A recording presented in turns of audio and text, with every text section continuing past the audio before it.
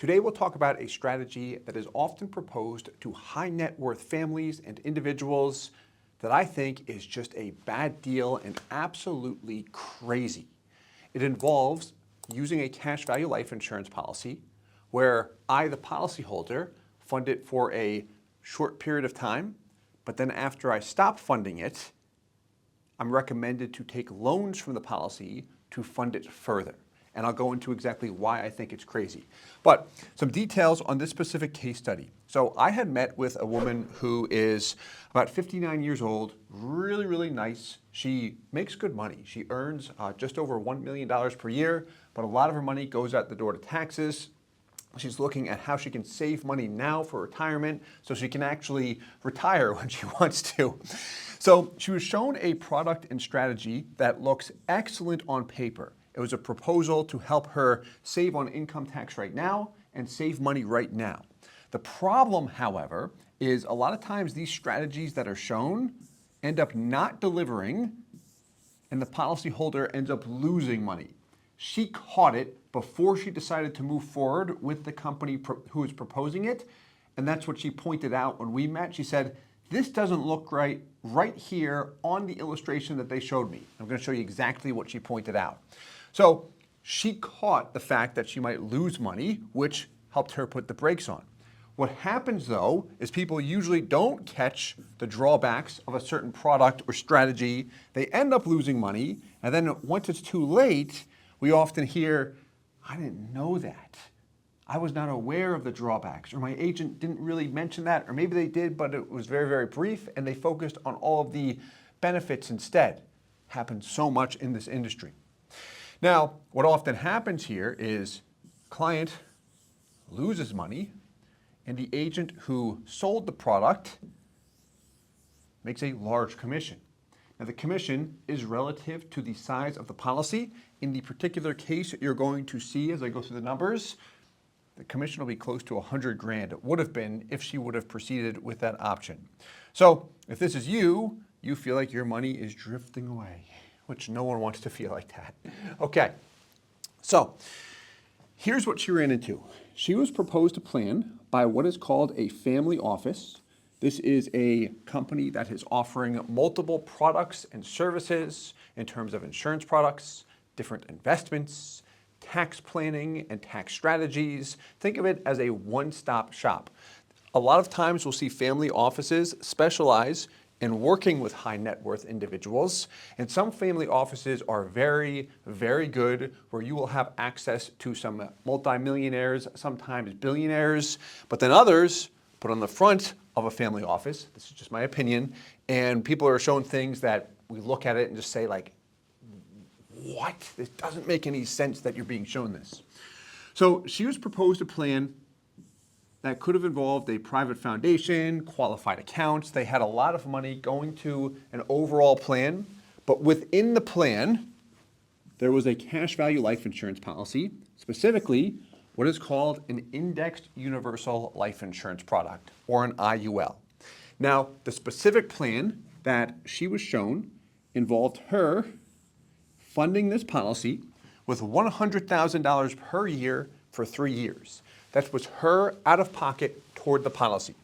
However, the illustration and the actual plan that is being put in place by the company was the 4th through 10th year to fund $200,000 per year. But that is not coming from her. Loans are being used to fund that. The loans are coming from the life insurance policy itself. So the sales pitch is, you only need to put money into this for a few years, and then once it starts to earn interest, you'll be able to borrow against this policy and take the money that you borrowed and pay even a larger premium. The concept behind that is that when you take loans, you continue to earn interest on the money that you borrow. So if the crediting rate, what you're earning, is higher than the loan interest rate, which you can often show on an illustration, this strategy can work great, but it's all hypothetical. We'll talk about the proof in a little bit. So what she was shown is an illustration that assumed a crediting rate of 6.5% a loan rate of 5.5%, which is how they were able to illustrate loans coming out of $200K per year for 6 consecutive years. Now, the design of this policy was all premium. So what that means is when we look at the first year cash value, it's going to be 0. The break-even point is going to be a very long time. I'll show you that on the actual illustration. And the first year commission is going to be very close to $100,000 on this particular design and how it was proposed. So let's take a look. So what this means is whenever we look at these illustrations, you'll have a current illustrated rate, an alternate illustrated rate, and then a guaranteed illustrated rate. The current represents the best case scenario in most illustrations. The alternate is a conservative crediting rate, and then the guaranteed illustrated rate shows the worst case scenario, typically a 0% crediting rate forever, which is unrealistic, but insurance companies have to show it.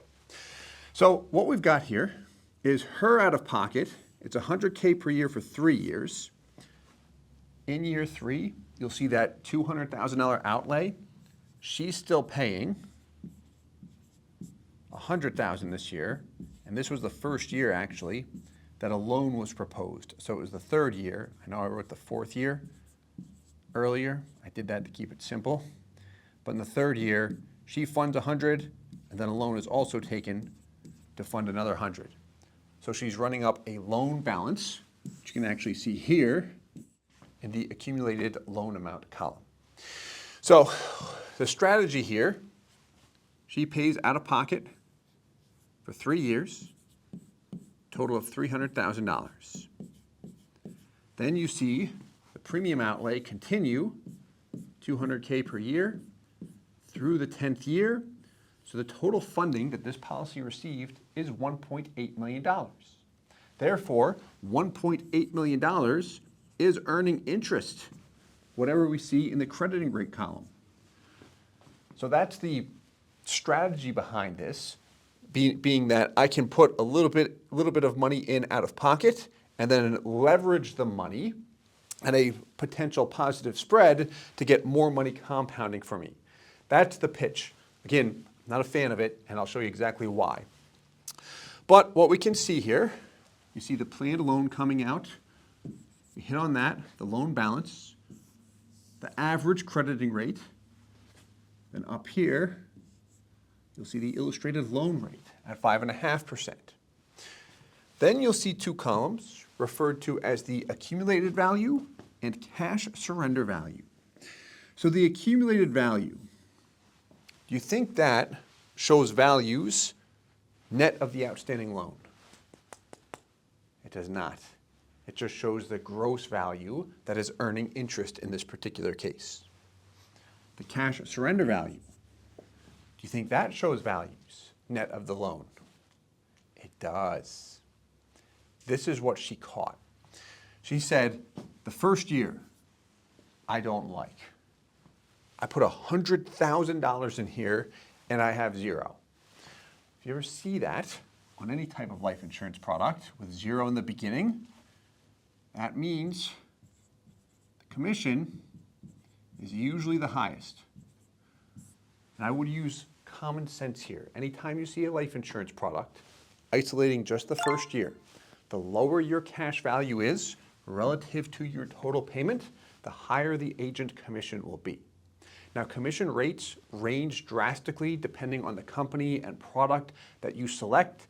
Some companies pay commission rates as high as 130. Some I've seen as high as 140% of whatever the premium is in the first year. Some companies cap out at about 85 to 90%. And then some products might pay you somewhere between 11 and 18% in the first year. But generally speaking, what you will see, the lower the first year cash value is for you, the consumer, the higher the agent commission is. That's generally how it works. And we've got other videos you can check out that do provide transparency on commissions with different companies, products, all that good stuff. But what she noticed, again, 0 in the first year, and then after the 3rd year, remember, she paid out of pocket $100K per year for 3 years. Then there's loans being taken every year. She wasn't completely clear on the loan piece, but she was clear on the fact that her value is gradually going down. The risk with this is the fact that we're assuming this crediting rate is going to happen every single year. What if I have a couple down years where it flatlines and I earn 0%, but I still have the loan rate? It's not going to be good. Like, I would not recommend this in any situation. If you're going to do something like this, what I think is so important is to design the policy where I get as much cash value as I can in the first year, where that's somewhere between 80 and 90%, which puts me in a position where I'm cash rich immediately, which does make it easier to take loans from the policy. Again, not that I would do it, but I would design the policy in that manner. But you can imagine what would happen if you design the policy where it's more cash rich up front, then all of a sudden you've got a situation where it's not rich to the agent selling the product. But this is all based on the current illustrated rate. What happens if we look at the guarantees? Here's the guaranteed illustrated values. So the difference here is we're assuming a 0% return forever. But what we do see jump out at us, one, is the illustrated loan rate is still at 5.5%. But look at your cash value now. Strategy doesn't work. And when we look at the accumulated value based on the guarantees, what happens? Lapse is down here when she's only 74 years old. Always important to look at the guarantees regardless of what life insurance product is. Universal, whole life, doesn't matter. And then we also had the alternate current rate, alternate illustrated values, which assumes a crediting rate of 3%. So it is much more conservative here. But in this particular case, you can see the same thing. So you see the same thing in terms of the funding. This planned annual income column, these are loans coming out that are being used to feed the policy. But when I look at the cash surrender value, based on that 3% crediting rate, it's not working because it's 3% gross after the cost of insurance. The 5.5% loan rate, though, is not gross. That's the actual charge. Now, the last thing I want to hit on with this illustration is the cost of insurance. Cost breakdown. You can see my sloppy handwriting at the top, right? Okay. So the nice thing about universal life products is they do give you a breakdown of where your money is going. What do we see here? What they deduct. Here's your cost of insurance. What happens? Gradually increases over time. Why does it increase? Because with a universal life insurance policy, you have what is called annual renewable term insurance built into the contract. Annual renewable. Annually, every year, the term insurance renews at a higher rate based on my age. So if she starts at 59 and the cost of insurance is $1,700, that is what the price is for her at the age of 59. At 60, it's going to go up to $2,900, and you'll see it continue to go up.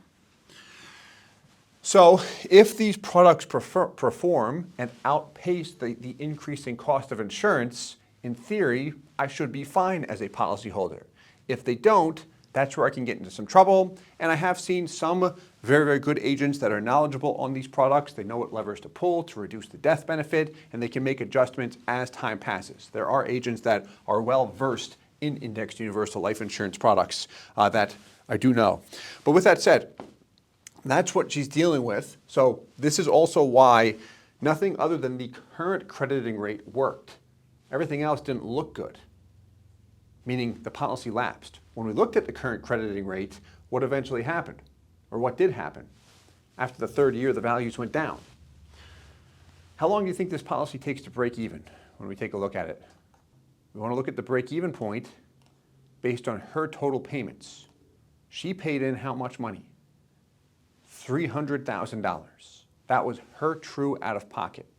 So the cash value, IRR, which represents internal rate of return, will be negative until she reaches a point where she has more than $300,000 in cash surrender value. We can go back to the illustration, but what you will notice is that the cash surrender value does not exceed $300,000 until year 21. If you rewind, you'll see that when we look at the current illustrated crediting rate. That's a best case scenario. So it's like, why? Why would we propose this? The hard part is, when I talk to people, is they usually just don't know. Like, this stuff is so confusing. There's 30 some odd pages to it. They look at it like, how am I supposed to tell with this? There's a million things going on. The people I'm speaking with seem competent. The overall plan has a lot of benefits over here, but then I've got this life insurance policy where not much time has been spent on it, and when I look under the hood, not looking good at all. That's where we have an issue with it.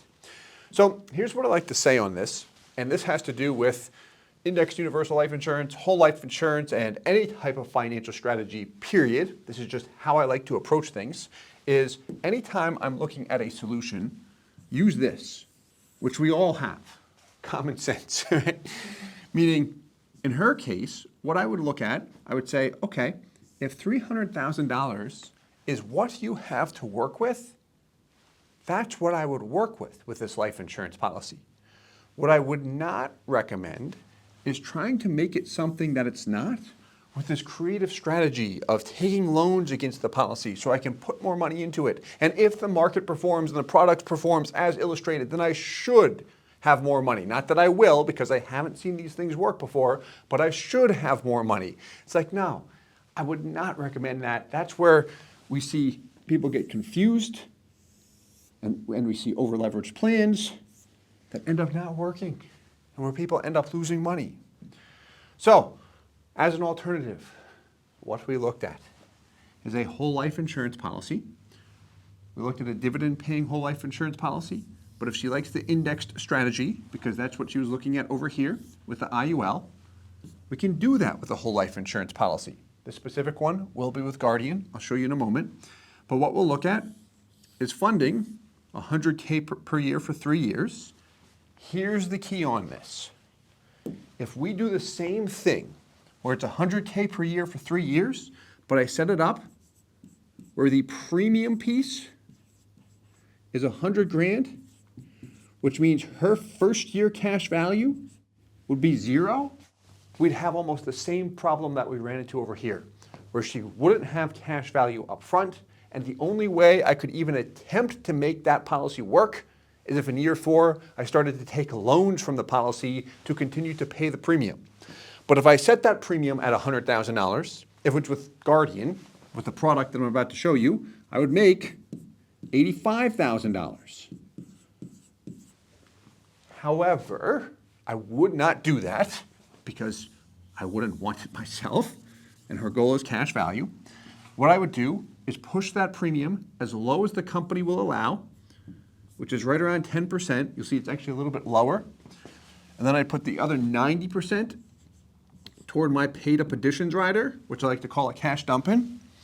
And then what you'll see, the commission here, be about $8,500 on the premium. The PUA, they pay, it's 3.25%. If you call it 3%, that would come out to $2,700. Add the two together, you're at what, 11.2 there, correct? Yes. And that's us pushing it about as low as we possibly can with this product. So a really, really sharp attorney who I admire a lot once asked me about the commission. She's like, when you see it like at that 85% or whatever the percentage is, like that's high. I'm like, yes, it is. However, what we always do is just push it as low as we can, because we have always found that to maximize consumer value. Then how I look at it, the commission kind of is what it is. But again, what we do on our part is lower it as much as we can, simply because that gives the consumer more cash value. And I just remember the attorney going, all right, I don't know if she even said all right, but she kind of nodded her head, where I think that made sense, as opposed to try and play some game with her and say, well, the commissions, you know, I might make money, but it's only fair. It's like, yeah, I get that, but it is the consumer's money here. That's what's important. Let's take a look. I'll go through the illustration, and then I'll go through the numbers on Excel. So here's what we've got. Here is your premium. So the commission is actually less than $8,500. Where I came up with this oddball number is if you multiply that by 10, that gives you your PUA rider. There you go. Add the two together, you get $100,000. The most I can illustrate per year in PUAs is 10 times the base premium, except for the first year where you can add a lump sum with this company up to 50 times the base premium, which is pretty cool. So the minimum commitment for her would actually be this plus this. This is a term insurance rider that we attach to the policy. The purpose of this is that it prevents what is called a modified endowment contract or a taxable event. Here's the bottom line. Let's take a look here. Here's what she's paying, $100,000 per year for 3 years. After that, her out-of-pocket is zero forever. On the left, beginning the 4th year, you will notice that that premium is still due. She's not paying it. The dividends and interest are paying it for her in this particular example. This example is also indexed because we're looking at it as the closest comparison to the indexed universal life insurance policy she was proposed, where she did like that with the upside. And with that said, she can go to the basic dividend with this exact product if she wanted to. She can flip back and forth as time passes. So as we look at this, instead of a zero in the first year, she pays in 100. She's got $88,000 in cash value. By the 3rd year, she's paid in a total of $300,000. Her cash value is almost $300,000. It's $295 and change. She pays nothing in year 4. Her cash value appreciates to $306 and continues to appreciate each year thereafter. Now, if you like seeing interest rates as far as what is the actual growth rate on the cash value, I'd like to analyze that. Here's what I like to do. Because insurance companies won't give you the net crediting rate. Any rate an insurance company shows you displays the gross rate that is applied to your policy after the insurance expenses and such. What I like to include is what insurance companies include for banks. So on a bank-owned life insurance illustration, you'll see the column annual yield. Banks need to know that information. And if you don't give them that information, they'll ask for it. If an insurance company doesn't provide it, it's like, no, you got to provide it. Like, it's not even a question. It's on an insurance ledger from the same company that offers the whole life insurance product. So we just include it here on Excel. Okay, so this is the exact policy we just looked at, the $88,000 in the first year, breaking even between 3 and 4. The annual yield represents the net growth rate. This is based on the index. If we looked at the dividend, that's going to be a little bit more than 4.2 to 4.3% per year. So the indexed rider does show better looking numbers long term, but it doesn't mean it's necessarily going to happen. But it's a nice option. That's why we looked at it in this particular case, because again, it was the focus before her and I connected. Continues to appreciate over time, and she can access the money anytime she'd like. There's no surrender fees, nothing like that, because it is a whole life product. Whatever you see in cash value is available to you. The death benefit after the 7th year drops. That is optional. It's not required. But what you'll notice is underneath the red line, to the left of the word optional, look at your annual yield. Look at it the year before. Big difference there. Jumped by more than 1% on a year-to-year basis. Why? Because we reduced the death benefit.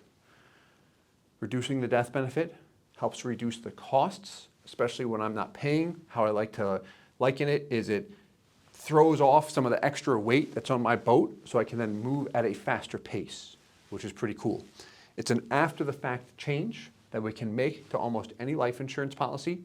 The thing to be aware of is that the earliest I can often exercise this change is in the 8th policy year. The reason why is because everybody's attracted to cash value life insurance because it's a safe place to put money. I can access it any time, and it's also tax-free if I follow IRS rules. To follow IRS rules, I have what is called my modified endowment contract, or MEC. Another name for this is what is called my 7-pay test. It has to do with the first 7 years. It's every 7 years, but the first 7 years is the first 7 years. I have it with every policy no matter what. But if I reduce my death benefit before year 7, in this example, I'll trigger a MEC. So we did it after year 7, in year 8. And that's how we prevented a MEC, which allows her to still access the cash value on a tax-free basis, provided we don't do anything else to mess it up, which if you'd like to learn about how you can mess it up, I would check out this video here, which goes through life insurance and when taxable events could occur. So overall, these types of strategies that we see for high net worth families and individuals, sometimes there's a lot of benefits to them, particularly when we're looking at income tax, and some family offices are very, very good with the strategies they lay out and the potential tax savings. Now, you will find that different family offices, and particular different attorneys, have conflicting opinions when it comes to IRS language and such. I would always consult one. If you've got a trustworthy one, they can typically provide information on this. But what I would always encourage you to do is look under the hood. What are the different products and strategies that are being recommended? If it's a life insurance product with cash value in it, those are some of the most complex products, period. Many people in the industry have a hard time understanding all of the ins and outs, let alone people who are not. And it is okay to get multiple opinions from different agents. They're all going to give you different opinions, probably trying to bid for your business. That's often how the industry works, but it's okay to do that. Better to do your due diligence as opposed to not doing your due diligence and then getting a bad deal, because with these products, once you start them, like if she would have started that policy, put 100 grand in, had 0 in cash value, after the first 10 days passed, her free look period, she wouldn't be able to back out. There's some changes she can make to recover some of that money for the first 12 months, but each month that would have passed, she would have lost more and more money. You lose a lot of money after you make the decision, so it's tough. It's okay to take your time. I know people like to make decisions fast. I do, especially when it comes to business, but we don't want that buyer's remorse. So I hope this was helpful. Let us know your thoughts in the comments. If you have any questions at all, please feel free to reach out. You can DM me, email me, leave a comment on the YouTube channel below, visit our website, ibcglobalinc.com, and I'm going to leave it here. As always, I hope this helps.